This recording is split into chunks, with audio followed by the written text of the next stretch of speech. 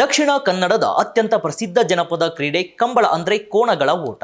ಉತ್ತರ ಕನ್ನಡ ಜಿಲ್ಲೆಯ ಅತ್ಯಂತ ಪ್ರಸಿದ್ಧ ಮತ್ತು ವಿಶೇಷ ಜಾನಪದ ಆಟವೆಂದರೆ ಅದು ಸುಲುಗಾಯಿ.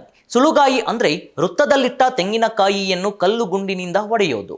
ಅದೇ ರೀತಿಯಲ್ಲಿ ಉತ್ತರ ಕರ್ನಾಟಕದಲ್ಲೂ ಕೂಡ ಒಂದು ವಿಶೇಷ ವೈಶಿಷ್ಟ್ಯತೆಯಿಂದ ಕೂಡಿರುವಂತ ಆಟ ಈಗ ಎಲ್ಲರ ಗಮನ ಸೆಳೀತಾ ಇರುವಂತದ್ದು. ಅದು ಯಾವ ಆಟ ಅಂತೀರಾ? ಅದೇ ಟಗರಿನ ಕಾಳಗ.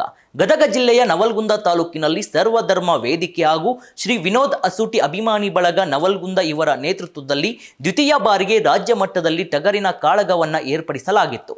ಟಗರಿನ ಕಾಳಗದಲ್ಲಿ ಮಹೀಂದ್ರ ಥಾರ್ ಕಾರನ್ನ ಫಸ್ಟ್ ಪ್ರೈಸ್ ಆಗಿ ಇಡಲಾಗಿದ್ದು, ಈ ಒಂದು ಆಟವನ್ನ ಚಿಕ್ಕ ಮಕ್ಕಳಿಂದ ಹಿಡಿದು ದೊಡ್ಡವರವರೆಗೂ ಹೆಣ್ಣು ಮಕ್ಕಳಿಗೂ ಇಷ್ಟ ಆಗುವಂತ ಆಟ ಇದು.